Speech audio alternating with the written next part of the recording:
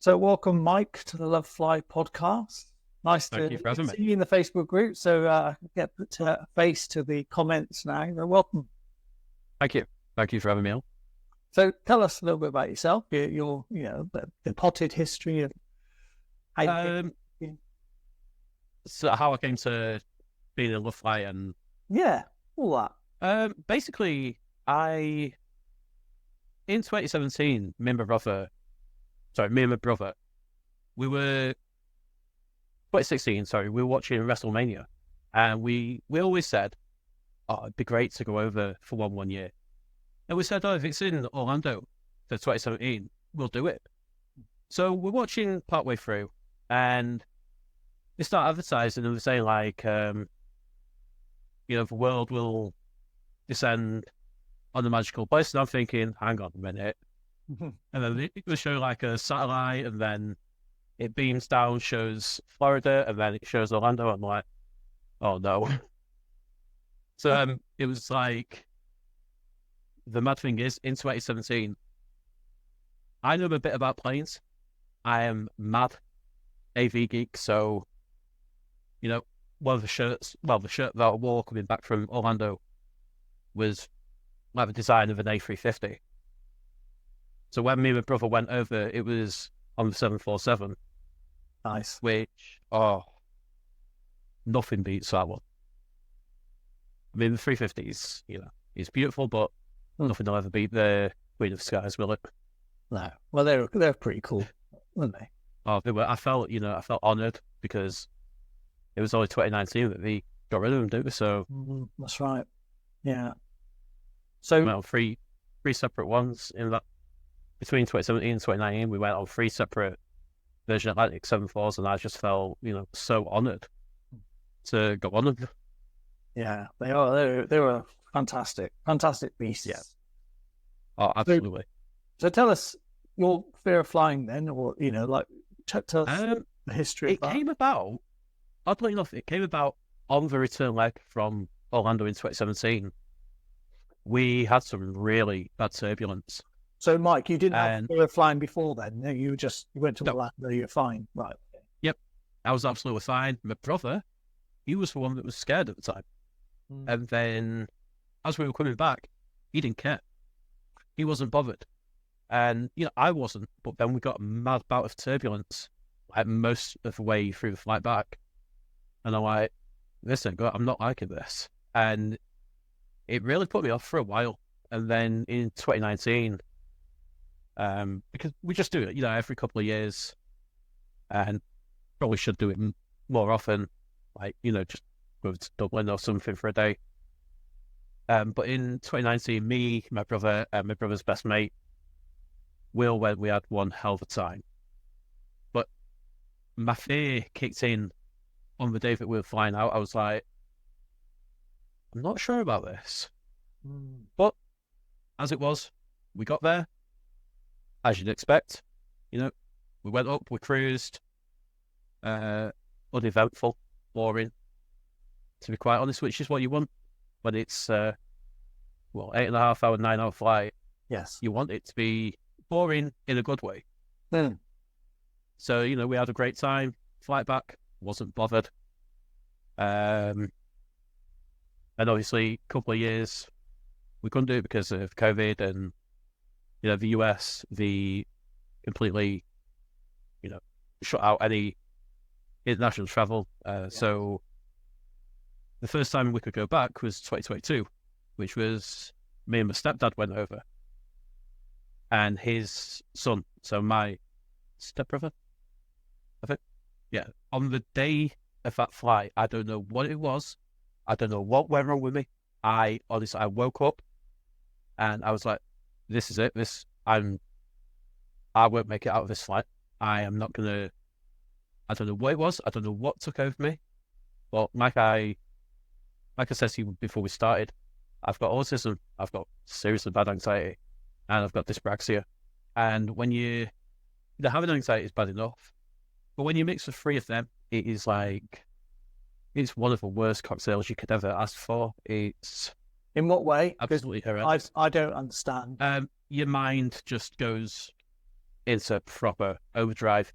So you read too much into it, like, when people say they see the signs, and I've been having dreams of the plane going down. Specifically, it was the Virgin Atlantic, which we were flying with. So I was a bit like, oh no. And then, like I say, on the morning, I was terrified. I didn't think I could do it. But, the second I got on the plane, I was fine. I was like, totally different person. But leading up to that, you wouldn't think, yeah, he'll be fine. When he gets on, I was like, you know the term, Rick, in it. I was like, not literally, but, I was like, something's going to go wrong. Something's going to go wrong. I was, the anticipatory anxiety was just going into overdrive. And then we take off, we cruise. What happens? Nothing. We land into Orlando. Nothing happens. So, it's the thing with the anticipatory part of it. Like I said, I saw signs that, leading up before that flight. I thought, this isn't meant to be. I'm not meant to be going there. But nothing happened. Yeah. And then, so we fast forward to this year, to April 30th, when me and my brother went over. It was his first time back over in 5 years. Because he'd been doing other things. So like he went over to Italy with Ryanair, something he deeply regrets. He doesn't like Ryanair at all for whatever reasons. So, but like, we booked specifically. We were no comment. We just finished the Iron Maiden gig in June of 23, and I used the excuse of, my phone got wet. But I was looking on Love Holidays, and I thought, I'm liking the look of this, because we're thinking go over for May the 4th, obviously Star Wars. So we went over, for that mainly, and I just thought, you know what, we're gonna go. Yeah. So booked it, everything at the time. Thought nothing to it. Then a couple of days leading up, again, the anticipatory anxiety starts hitting me. I'm like, this isn't good. I don't need this right now. So, we get to the airport. So sorry, Mike, can I just ask, when you talk about anticipatory anxiety, what happens for you? What's the sort of, you said you see signs and stuff like that, but like we hear people. Oh, my sleep the night before was non-existent. Yeah. I was certain that it was going to be my flight out of the millions and millions that take off. I could go on flight radar right now, and there'd be so many up in the air at the same time as me, and they're all flying fine. So why wouldn't I be fine? Do you know what I mean? These are people that they train for this. They're not just random people off the street. They're not just they don't just let any idiot fly a plane. And so my thinking, my main fear came from a couple of incidents, and I don't know if I can say which ones, but I'm sure you can imagine one of them involving German wings. Okay, yeah. Sorry, my cat's just decided to join the call. Jump behind the curtain. Yeah, she's decided to jump behind the curtain. That's very kind of you. Thank you. Yeah. The Corfu cat. Well, that's very kind of her. Speaks English as well. That's great. So, well, she tries to speak, but what was I? German wings. Was she rudely interrupted? Yeah, that really set me off, and it made me question. Are these people? Yeah, I think it did for a lot of people. Yeah. So I was thinking, my head was everywhere on the day of the flight, and then, as luck could have it, as I was going, will you go away? So, as luck would have it, as I was going just to use the toilet real quick, I saw the pilots stood waiting to go over to the plane. I thought, oh, brilliant. I thought, great, I'll just go and have a quick chat with him. I was like, are you piloting the S-75? And they said, yeah, we are. I was like, oh my days, my prayers were answered. So I went and I said, is it okay if we just have a quick chat? I'm a nervous flighter. They said, yeah, absolutely. So we had a quick chat there. They said, once we get over to the plane, come up after we've done all the, we'll do what we've got to do up front. And then we'll tell the flight manager to come and find you. So I thought, at the time, yeah, of course. But as it be, we got onto the plane via one of the remote stands at Manchester, which is incredible when you stood right in front of it. And you're just looking at the plane, you think, how does this thing stay in the air? This was an A330-300. Yeah. I'm stood looking right at it. I'm like, how is this thing? What? Yeah. How's this thing going to stay in the air? But, it did. And I spoke to the pilots, as I say. This can't really be my head in now. I spoke to the pilots when we got on, and they showed me, the route we were taking. I had a pilot friend. You may know Captain Mark. I can't say the airline he works for. Okay. But it's a well-known one at Manchester. And he helped me immensely. And, I appreciate not everybody else can speak to a pilot, but I was talking to him and he sent me so many pictures of the route we were taking. And then he was tracking the flight. He was showing me, other as to call them, the highways in the sky. Yes. He was showing me all of them and said, explaining everything to me. And I was just like, this is incredible. Someone's actually, he's taking the time out to, for him, it was just a quick thing on his iPad, but I don't think he understands just how helpful that was to me. Because, like I said, my anxiety was going, it went through the roof as we, before we got on. But then, yet again, once I got on the plane, I thought, do you know what? I'm here. These guys are going to Orlando. I'm going to Orlando. They're trustworthy people. They've got families. Yes. And, if any of it wasn't safe, they won't go and do this. So as it was, we, 8.5, 9 hours over the Atlantic, smooth as anything. It was honestly the smoothest flight I've ever had in my life. And, I was, like I said, I've got them notes here. It's one of those things we just have to face head on. Yeah. Like with me, I've had phobias in the past. One of them was I was scared of snakes. I could not look at a picture of one. If one came on the telly, I was like, get that thing away. I've got 4 in the next room now.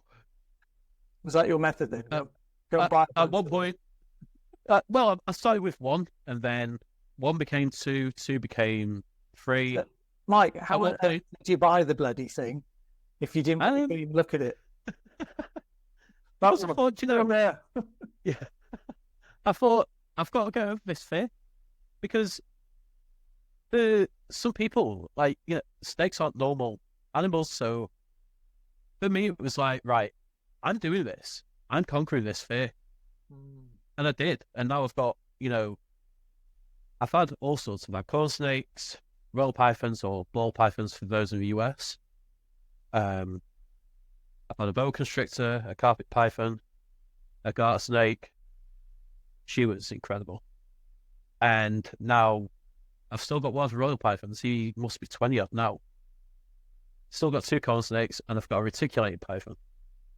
And they are one of the most they're crazy snake. But, that started as a fear. Yeah. And now I've got one of the craziest ones that exists. And my spider phobia, I bought one. Thought, you know what? I'm not letting fears, take over me anymore. So I'm not saying go out and buy a plane, because no, I don't think everybody, I don't think everyone can. So we do the next best thing. We buy a plane ticket. Even if it's a 1 hour flight, maybe from, for example, my local is Manchester Airport.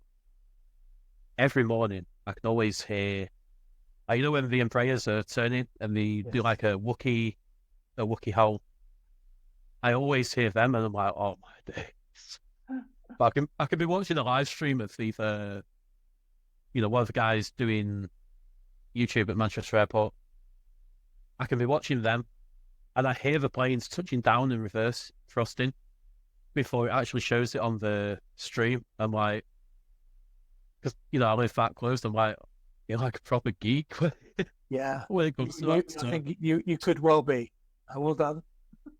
Yeah, I mean they do. They fascinate me. Yeah. But I digress. We go back to that flight and the fear that I had leading up, and then it turned out to be the smoothest one ever. And I thought to myself when I got off the plane, if someone said to me now, I want you to go and get on, say, that Southwest flight over to Miami or wherever, I'd have gone, yeah, fine, whatever. I'd have gone and got on that plane, because at the end of the day, it's one of the most scrutinized things imaginable. Every day we drive cars, we trust Uber drivers, we trust taxi drivers, and we think nothing to it, because we just trust them. So why do we not trust the process with, people like Airbus, like Boeing? I know it's a bit touchy at the minute, but we need to trust the professionals who do this day in, day out. To them, it's just another day in the office. It's just another shift. But to us, it's like, am I going to live today? Am I going to die today? Yeah. And, I can tell you, people always said to me over statistics, but then you think to yourself, yeah, but what if? And then what if never comes?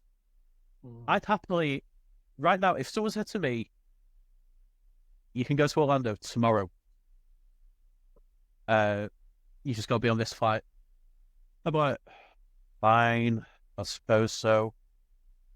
Really don't want to go. I mean, I'm dying to go back, but yeah, I suppose I'll go and get on the flight.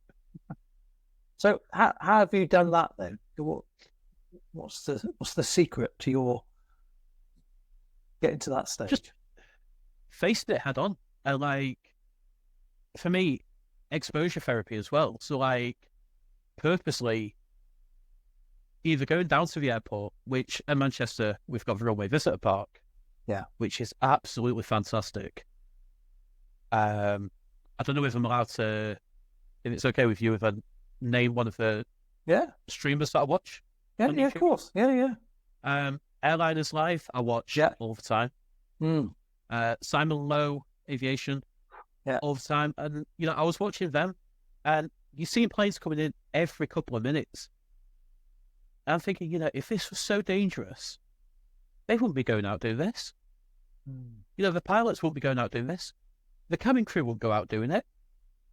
They've always got a smile on their face. And I'm thinking, if this is so dangerous, we think it is, but it's not. It's, like I say, I know people can say statistics, and until you're in that situation where you're about to board a plane, the statistics don't really, I could say to someone in the group now, oh, you're more likely to get hit by a car tomorrow. But for them, it's more likely, that something's going to happen with their flight than the car hitting them. But honestly, I'd go and get on one now, like right this second, because I just feel so confident in, how they're maintained. I've seen so many videos of like, when we do the C checks, sometimes even the D check, where it goes away for like a couple of weeks to months. where they completely strip the planes back, and I think it's incredible. Yeah. Look how many cars there is on the road. Yeah, they get checked every year. But these planes, they get checked every day. I think, we've got to trust that. We've got to trust the pilot's judgment. If they're happy to go up in it, then we should be. And on our flight over, like I say, on an A330, which I had booked specifically because it said it was an A350 at the time. I was like, oh my days, yes. Because, they're my absolute favourite plane now. Since the 747 had to go, the 350 became a favourite. I don't know what it is. Not a 787 fan? Been on one? I've not been on one, to be honest. All right. I've not I don't really... For me, it has to be Manchester to Orlando. I couldn't do Manchester to Melbourne in Florida because I have a bit of a laugh with the Orlando Airport social media group. I'm forever talking with them, and even I don't know if you can see that, but what's that say? I can't quite see that. What's that say? It's blurring. The tattoo on my arm is the coordinates for Orlando Airport. No. Yeah. That's okay. I got a pair of socks out of it. If fine, please return to. Yeah, that's oddly enough, that's being added to it in the next couple of weeks. If found, please return to Orlando. And then, yeah. But it's my favourite place in the world. So you have to think, at the end of the day, when you're going over to somewhere like that, yeah, we have to take the flight, but it's not as bad as you think it's going to be. For me, I saw the signs. I saw, I was adamant my plane was going to be the one in however many million. Yeah. And it wasn't. I found, talking to the pilots, thankfully, I was allowed to. And, I've always found with Virgin, they are so,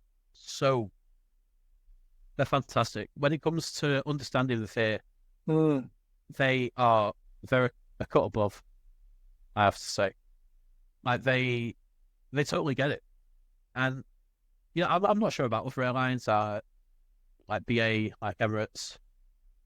I'm not sure about them, so I can't really speak for them. Yeah. But my experiences with Virgin Atlantic, it makes me so confident to fly. Because, they're just so... You have to think, these people... I actually found out off one of them that when they're in a destination, like, the crew have 24 hours. For example, in our case, it was Orlando, we had 24 hours. I think, wow. I love the place, but I couldn't just go for 24 hours at a time. If I'd do my head in, I'd be like, nah, it's got to be a bit more than that. Give me a couple of days at least. Yes. I think the crew about that too. Sorry if I had to move this around a lot. It's you're trying to escape the attack cat. Yeah, she's thankfully gone out of the room for now. She's a crazy little thing that we rescued from Corfu. So, and that was interesting. Because I just got a text one morning off my mum, and she's like, "Look at this," and it's a picture of this little grey cat, and I'm like, "No." I'm like, "No, please, no." And I said, "You're adopting it, aren't you?" "Oh, what do you know?" She's hitting up. She's somewhere around there. But back to, what we're talking about. With the phobia of flying, if none of it was safe, look how many planes go up every minute of the day. Yeah. Like I say, I could hop onto Flight Radar right now, and there'd be so many up there. And it just makes you think, how many people are up there right now thinking my flight's going to be the one? Yes. There's so many people who could be, as bad as I was. But it's crazy how safe it actually is. Mm. And I think the exposure, with watching people live from certain airports, like I know there's one from Birmingham, there's a couple from Manchester. Yeah. I think watching them and watching them all come in and go out, and it just shows you how safe it is, because they're coming back. Yes. Same plane will be coming back. It'll go out. All right, it might be a different reg, but it's still coming back, and it's one of the nicest ways to travel as well. I've got on our way back, we had a couple of bits of turbulence, but I used to find it terrifying, like really, really terrifying. Whereas now, I just find it boring. Like when turbulence kicks off, I'm just like, seriously. Like, so how have you got to that point, Mike? Just basically by learning a few things. I looked up there's a rather famous video on YouTube of the wing test, which I think was on a 330, oddly enough. Where they like bend it as far as it'll go, and then until it snaps, and it was like halfway around the actual fuselage. You're like, wow. I'm thinking, that's what you can withstand, and it's never going to come into that kind of situation. It's never going to encounter anything that's going to put that much pressure on it. That's right. These things, the pilots, they go around, they check the plane after, and I know it's after every flight as well. They go around and check it after every flight, before every flight. And, if they saw one thing wrong, you wouldn't be going. And like I say, you have to think these guys have got families too. And if flying was so dangerous and it wasn't their beat, they would do this for a living. Yeah. And neither would the stewardesses, the stewards. Like I say, I can only comment on my experience with Virgin Atlantic, but the staff that we've dealt with on there are A1, like absolutely A1. Especially when you have a chance to speak to the pilot beforehand, it just puts your mind at so much ease. That is the one thing I would sincerely recommend if you get the chance, and if it's okay with them. Go talk to them, because I know 9 times out of 10, they'll be happy for you to go and ask them. And I've got that from a certain Captain Mark. He's told me, they're more than happy to talk to you. But, it's just one of those things that travel is, it's one of the greatest gifts we have. And for something that, it is statistically, it is the safest mode of transport, you're limiting yourself to where you go. Like, why would you want to stay in England? Well, you can go, for example, go check out Germany, check out Belgium. I've got a friend, she's been, over the past couple of weeks, she's been to Belgium, pretty sure she went to Amsterdam. She's been all over the place. And I think, she's got there fine, and she's back here fine, and, thinks nothing of flights. And then there's people like myself who back then would be like, oh no, not a chance.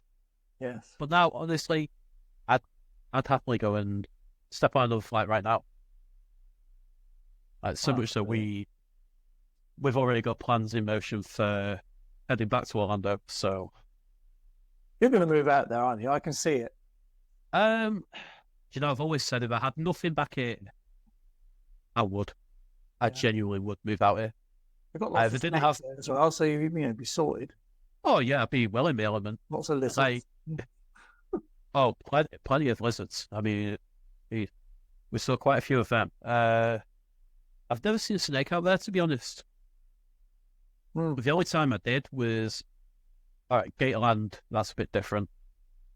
That's over in Kissimmee, and they have like a swamp bit.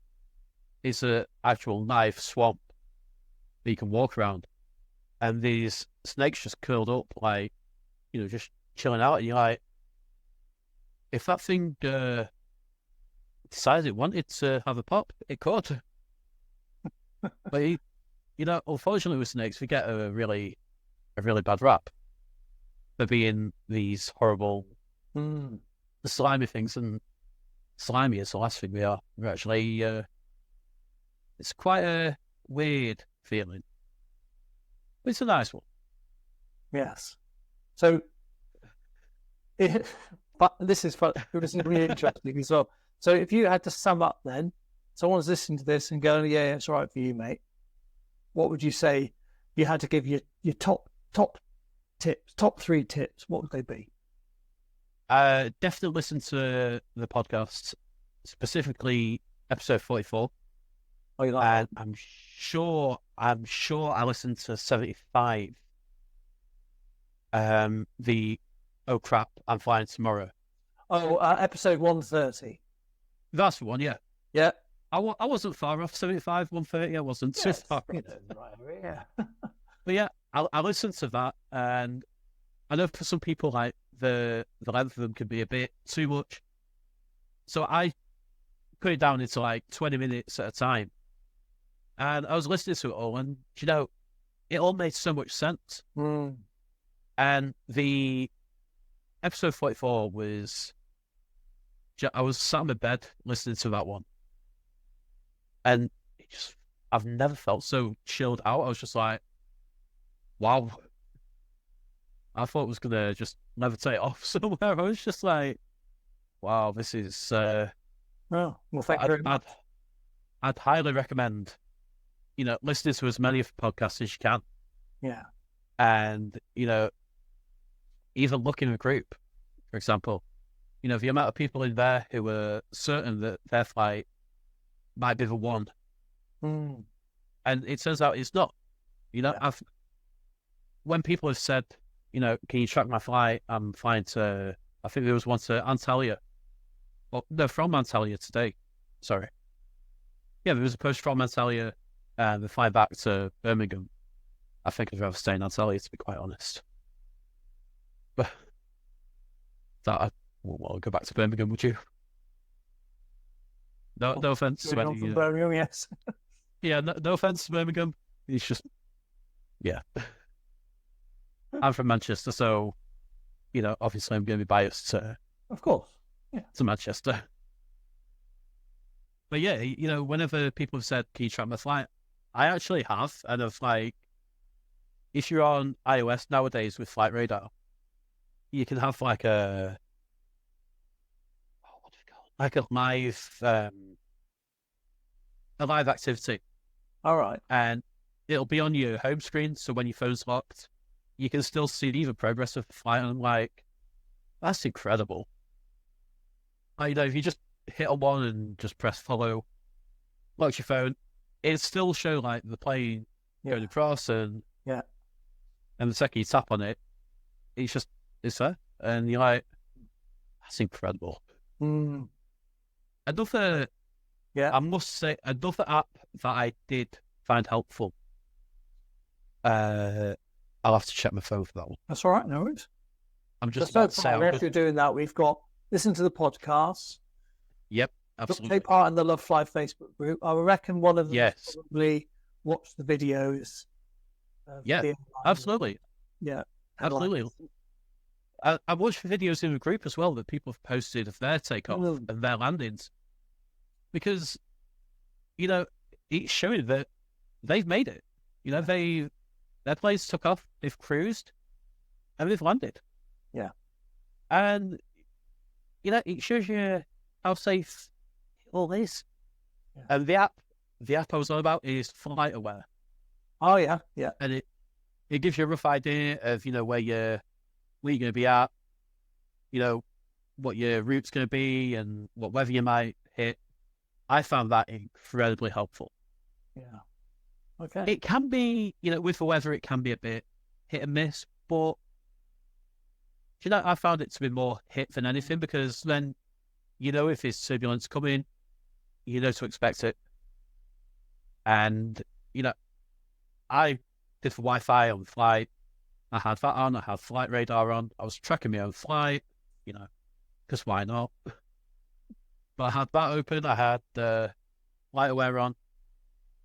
And every time it was like showing where we were, you could see the weather like moving in, different directions. I'm like, so where it's going to come. And then it said, as we were on approach into Orlando, that it was going to get a bit leery. Mm-hmm. And we had a few little bumps, like, we were proper slowing down, and I don't know what it is like, when we're putting the flaps and the slats out, and proper coming down to like 200 mile an hour, it feels like you're just gonna drop, and you're like, this feels slow. Yeah, like it's not slow because you've just been traveling like upward to 500 mile an hour. You're just like, this thing can go faster. Come on. But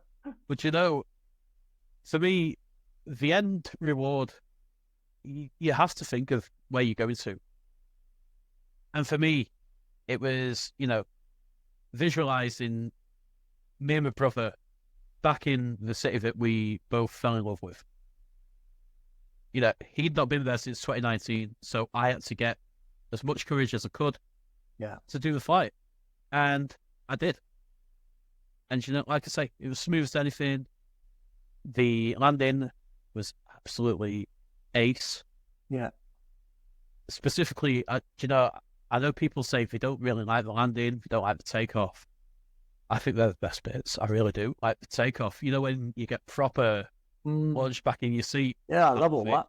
Yeah. I really do love it. Of power. Yeah. If that doesn't give you confidence in these things, that much power is moving that size of an aircraft. Mm. And it's like I say, it's not just people off the streets that are doing this. It's people who go into simulators twice a year, and they get trained for absolutely everything. Yeah.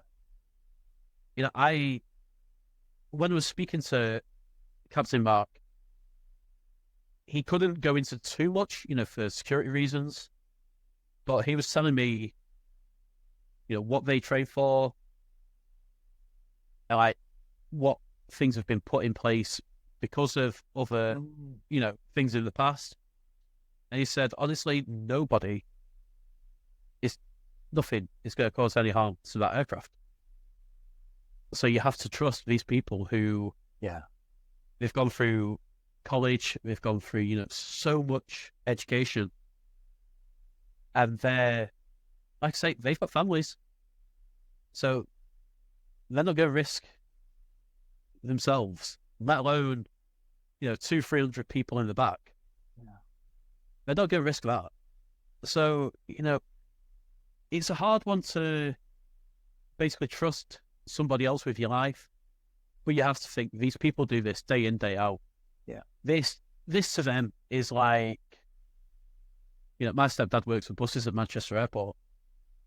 This is like him going out and doing that job. It's another thing, it's another shift for him. Yeah. My brother, he works at a gym. It's another shift for him. And for pilots, it's just another day. And you just think, it's a £100 million plus aircraft that you're being taken, in excess of 500 mile an hour, which I think is incredible. Because I don't know if you ever been like, have you ever had a plane coming the opposite way whilst you've been flying? Yeah. It's incredible. Like when you've seen one just go straight past you, you're like, wow. You don't realize how fast you're actually going until you see one coming the opposite way. You're just like, oh wow, okay. Yeah. It is mine. You're like, yeah. I remember it happened on our 2019 flight. I was just like, oh, okay. See you then. But like, you know, there's so many times I was looking on flight radar, and I thought at the time, I was like, I wonder how many planes are up here with me at this time. I lost count. I lost count after like 100. Just all dotted about, you know, little things like, you know, Frontier and Spirit and WestJet, all them knocking about. And then you've got the heavies coming in from, you know, further afield from the UK, from like, coming from Spain, coming from Dubai, and, you know, where have you. And they're all making it fine. So why is my flight not going to make it fine? And I think that's the one thing we have to, you know, we have to realize this, that there's millions of flights every day or every few days. And how many of them do you hear? All right, yeah, they can say there's something wrong with the plane, the plane's gone tech. But that could be there's a toilet. There's something wrong with the toilet. I've heard of, you know, stuff like that happening. Yeah. One of the toilets is blocked and it counts as the plane going tech. So that, you know, naturally, they're telling people there's a problem with the plane. But the only problem is, one of the toilets is blocked. And they won't take off until that's fixed. So, you know, if they won't take off for a toilet being out of use, they're not going to take off if there's something wrong with the plane, are they? So I think we have to put trust in the likes of Airbus, the likes of Boeing, the pilots who have trained so incredible for this. You know, we put our trust in Uber drivers, like I say, we put our trust in taxi drivers. So why don't we put our trust in people who are, you know, trained a lot more than anyone can get a driving license. Let's put it that way. Pretty much anyone, but not anyone can get a pilot's license. So I'd trust a pilot over, you know, the next person down the street from me driving. Yeah. Because you know the pilot is going to be trained to a certain, you know, a certain level, and you know, it is such a high level that, you know, they're incredible people, like almost superhuman people. Because you don't tell them that. Well, no, we better not. So if there's any pilots watching, you know, you're all right, people. Yeah, you're not superhuman. Yeah, you sound, but don't get too big-headed. Up in your box, yeah. Yeah. I mean, I think I'd be big-headed if I was trusted in something worth over 100 million. Yeah. But you know, when I stood in the cockpit of the 330, and luckily, you know, I managed to do it in the 350 as well. When you see the amount of switches up on the, you know, up above them, and you think, wow. And they're doing all these sums at the time, and you're like, you're just looking like, what? And like, my brain could only, I'm like, whoa, hang on. But they're doing all these, you know, all these working outs and the fuel for everything, and you're just like, wow. You know, I tried reading some of the stuff that they had written down, and it's just like, what? You know, when they have the, it was after the flight, so, you know, it wasn't really an issue that I saw it. But it was like, you know, saying what runway, what heading, and, you know, all that. And I'm like, how on earth do they understand all of that? But they somehow do. So it's them people that, you know, they are so highly trained if you can't trust them, who can you trust? That is the point. We should stop the podcast because that's a mic drop. Mike. What? Mike Freeman. That was great. There's lots of really reassuring stuff there. And I hope you get to live your dream and take your snakes to Orlando. And some really that'd be something to, go live out there. But I think, like my brother's always said, it's one of them places that it's nice to visit. Living there, I don't know if it'd still have, if you'd still love it the same way. But being able to go, like, we do it every couple of years for a reason. Just, because if you do it yearly, it'd get a bit, you'd be like, I'm doing the same thing again. But you do it every other year. Yeah. You can go